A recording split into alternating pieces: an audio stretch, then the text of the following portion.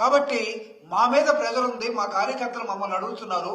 మేము ఇంకా మా ప్రభుత్వం వచ్చి 1 year అయినా సరే మేము ఇంకా తక్కువ మందిని కొట్టాము, తక్కువ మందిని జైల్లో పెట్టాము, తక్కువ మందిని చంపాము. కాబట్టి వాళ్ళ ప్రెజర్, కార్యకర్తల ప్రెజర్ని తట్టుకోలేకపోతున్నాము. అందుకని మేము రెడ్ బుక్ను ఓపెన్ చేసామని చెప్తున్నారు. సీక్రెట్ అది రెడ్ బుక్. కార్యకర్తల మీద దోషేశారు పాపం, తెలుగుదేశం కార్యకర్తల మీద. తెలుగుదేశం పార్టీ కార్యకర్తలని గ్రామాల్లో చూస్తే నాకు తెలిసి చాలా బాగున్నారు. వాళ్ళేమి వైఎస్ఆర్ కార్యకర్తలని, వైఎస్ఆర్ పార్టీ ఓటేశారని వాళ్ళ మీద ఏ కక్షతో లేరు. గ్రామాల్లో కానీ పట్టణాల్లో కానీ వైఎస్ఆర్ పార్టీ నాయకులైనా కావచ్చు, లేదా కార్యకర్తలైనా కావచ్చు, తెలుగుదేశం పార్టీ నాయకులు కార్యకర్తలు చాలా కలిసిమెలిసి ఉన్నారు.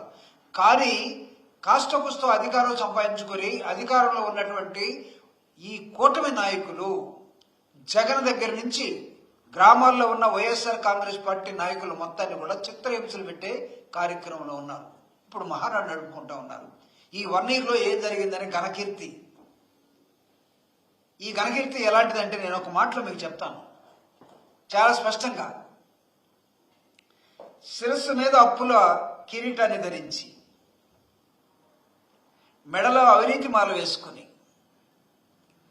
చేతులకు ప్రత్యర్థుల నెత్తురు పులుముకొని,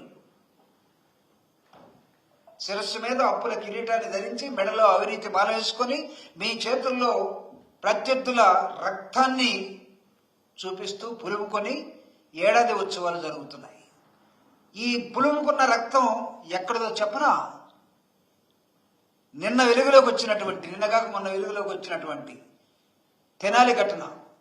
దళిత యువకుల్ని, మైనారిటీ యువకుల్ని ఒక గుంపుని రోడ్డు మీద పెట్టి మీ అధికారంలో ఉన్నటువంటి పోలీసులు నడి రోడ్డు మీద 3rd degree ఎలా ప్రయోగిస్తున్నారో చూడండి ఒకసారి. ఇంతకుముందు మేము దళితుల మీద తెలుగుదేశం పార్టీ దాడులు చేస్తుందంటే సరిగా నమ్మట్లేదు. ఎక్కడుందో చూపించమంటున్నారు. కేసు పెడితే పక్కన పెట్టేశారు. నేను ఒక ప్రత్యక్ష సాక్ష్యాన్ని మీ ముందు పెట్టదలుచుకున్నాను. ఒకసారి మీరు చూపించండి. దళిత యువకుల మీద మీ చేతులకి రక్తం పులుముకోవడం కాదా ఇది? వీళ్ళని మేము వైఎస్ఆర్ కాంగ్రెస్ పార్టీ అనట్లేదు. ఈ కుర్రవాళ్ళు ఎవరో కూడా మాకు తెలియదు. ఎస్సీ బాయ్స్ వాళ్ళు ఏ తప్పు అయినా చేసి ఉండొచ్చేమో, లేకపోతే తప్పు చేసినట్టుగా మీరు చూపించుంటారు. రాజమండ్రిలో ఏం జరిగింది? వాడు తప్పు చేయకుండానే వాడు అత్యాచారం చేశాడని చెప్పి డిసెంబర్లో ఒక కుర్రవాడిని అర్ధనగ్నంగా, నేను చెప్తాను అప్పుడు పెట్టండి. అంటే ఇన్ని ఘటనలు ఇంకా చాలా ఉన్నాయి. ఇదిగో నా దగ్గర దాదాపు 20 పేజీల నోటు దళితుల మీద ఈ సంవత్సర కాలంలో చేసినటువంటివి చెప్తాం. దీని మీద కూడా మేము ఒక రౌండ్ టేబుల్ పెట్టబోతున్నాం.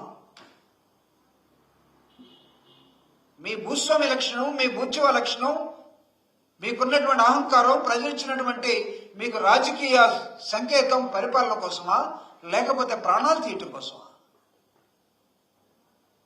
పోలీసు రాజ్యమా, లేకపోతే ఇక్కడ ఏమైనా అప్రకటిత కర్ఫ్యూ లాంటిది ఏమైనా ప్రకటించారు ఎమర్జెన్సీని? ఇవన్నీ చేసి మీరు ఇప్పుడు అక్కడ మహానాడు జరుపుతున్నారు. మహానాడులో ఏం వేసుకున్నారు? మీరు చేసిన అవినీతి. ఈ రాష్ట్రంలో ఒక సంవత్సరంలోనే దాదాపు 1,50,000 కోట్ల అప్పు చేశారు మీరు.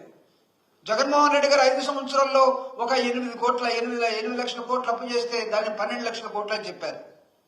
జగన్మోహన్ రెడ్డి గారు నిన్న పెట్టినటువంటి ప్రెస్ మీట్ లో ప్రతిదీ మీకు లెక్కలతోటి, మా లెక్కలు కాదు, వైఎస్ఆర్ కాంగ్రెస్ పార్టీ లెక్కలు కాదు, ఆయన కాగ్ మీ బడ్జెట్ లో మీరేం చెప్పారు, మీ బడ్జెట్ మీద కాగ్ సెంట్రల్ గవర్నమెంట్ ఏజెన్సీ ఏం చెప్పిందో స్పష్టంగా చెప్పినప్పుడు లెక్కలని ఒక మాయం తీసుకొచ్చి దాన్ని వైఎస్ఆర్ కాంగ్రెస్ పార్టీ పూసి ఒక్కొక్కళ్ళని మొత్తాన్ని జైల్లో తీసుకెళ్లి వాళ్ళు కూడా ఏ విధంగా కొడుతున్నారేమో తెలియదు.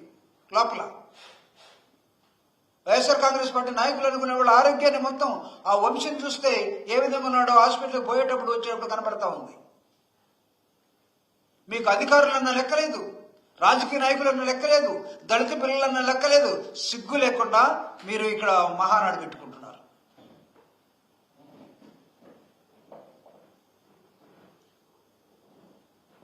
ఇక్కడ మీరు రాజధాని మహారాజధాని నిర్మిస్తారట. నేను అడుగుతున్నా, మీరు అమరావతిలో మహానగరాన్ని మీరు నిర్మిస్తారో లేదో మాకు తెలియదు, కానీ 5 సంవత్సరాల్లో ఇంకొక మంగళగిరినన్నా మీరు నిర్మించగలిగితే సంతోషిస్తారు ప్రజలు. అది కూడా డౌటే చేయలేరు మీరు, ఎందుకంటే అనేకమైన అడ్డంకులు ఉన్నాయి. ప్రజల్ని మోసం చేస్తూ ఉన్నారు. సో దళితుల మీద, మైనారిటీల మీద, పేదల మీద చేస్తున్నటువంటి అరాచకాలు. రెండవది పెట్టండి, మీరు రాజమండ్రిలో ఏం చేశారు?